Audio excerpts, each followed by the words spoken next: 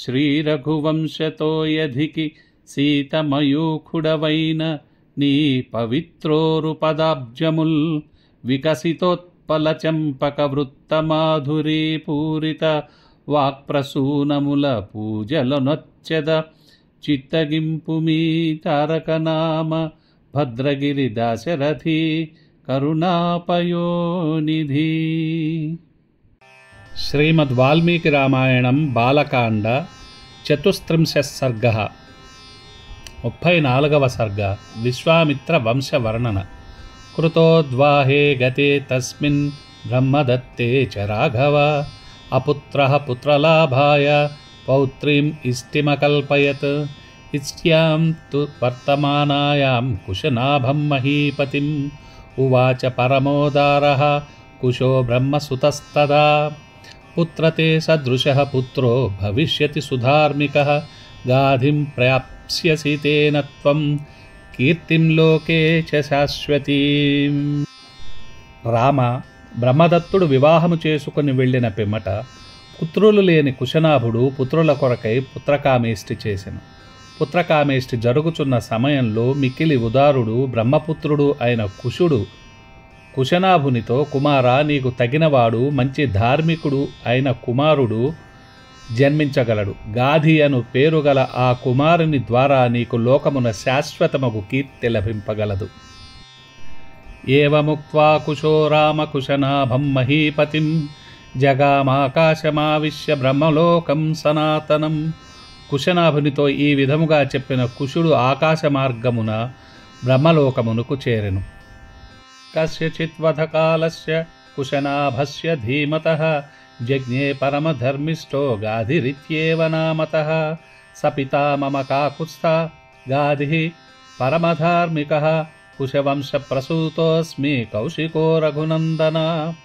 కొంతకాలమునకు ధీమంతుడైన ఆ కుశనాభునకు గాధి అను పేరు గల పరమధార్మికుడైన కుమారుడు జన్మించెను.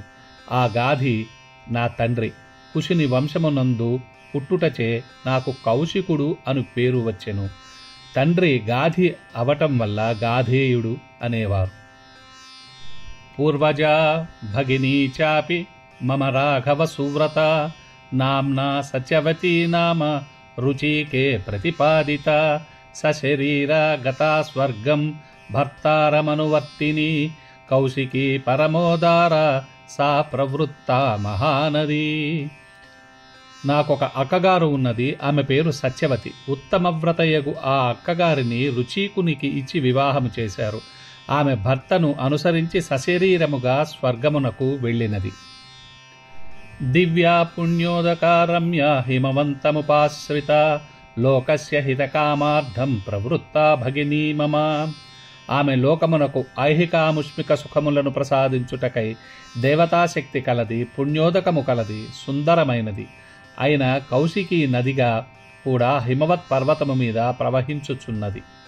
తతోహం హిమవత్ పార్శ్వే వసామి నిరతః సుఖం భగిన్యాం స్నేహ సంయుక్తః కౌశిక్యాం రఘునందన. సా తు సత్యవతీ పుణ్యా సత్యే ధర్మే ప్రతిష్ఠిత పతివ్రత మహాభాగా కౌశికీ సరితాంబరా. అహం హి నియమాద్రామ హిత్వా తాం సముపాగతః సిద్ధాశ్రమమనుప్రాప్య సిద్ధోస్మి తవ తేజసా. సోదరియగు కౌశికి అందలి స్నేహముచే నేను హిమవత్ ప్రాంతమునందు ఎక్కువ ఆసక్తితో సుఖముగా నివసించుచున్నాను. కౌశికి అను మహానదిగా ఏర్పడిన ఆ సత్యవతి పుణ్యయైనది. సత్యమునందును ధర్మమునందును స్థైర్యము కలది, పతివ్రత, గొప్ప భాగ్యము కలది. యాగ నియమము పూర్తి చేసుకొనుటకై నేను ఆమెను విడిచి సిద్ధాశ్రమమునకు వచ్చి తిని నీ తేజస్సుచే కార్యసిద్ధి పొంది తిని. ఏషా రామ మమోత్పత్తి స్వస్య వంశస్య కీర్తిత దేశస్య చ మహాబాహో యన్మాం త్వం పరిపృచ్ఛసి. గతోర్ధరాత్రః కాకుత్స్థ కథాః కథయతో మమ నిద్రామభ్యేహి భద్రంతే మా భూద్విఘ్నోధ్వనీహనః. రామా, నీవు చెప్పుమని అడిగినట్లు నా పుట్టుక, నా వంశము, నా దేశము ఎట్లు పుట్టినవో చెప్పినాను. నేను ఈ కథలు చెప్పుటలో అర్ధరాత్రి గడిచిపోయినది నాయన కాకుత్స్థ. ఇక నిద్రపొమ్ము, నీకు మంగళమగుగాక. మనకు ఈ మార్గ మధ్యమున ప్రయాణ విఘ్నము కాకుండుగాక. నిష్పందాస్తరవః సర్వే నిలీనా మృగపక్షిణః నైషేన తమసా వ్యాప్త దిశశ్చ రఘునందన. శనైర్వియుజ్యతే సంధ్యా నభో నేత్రైరివావృతం నక్షత్రతారాగహనం జ్యోతిర్భిరవభాసతే. ఉత్తిష్టతే చ శీతాంశుః శశీలోకతమోనుదః హ్లాదయన్ ప్రాణినాం లోకే మనాంసి ప్రభయా విభో. వృక్షములు నిశ్చలముగా ఉన్నవి, మృగ పక్ష్యాదులు తమ తమ స్థానములలో కదలకుండా అణిగి ఉన్నవి. రాత్రి చీకటి అన్ని దిక్కులందునూ వ్యాపించినది. మెల్లమెల్లగా సంధ్య తొలగిపోయింది.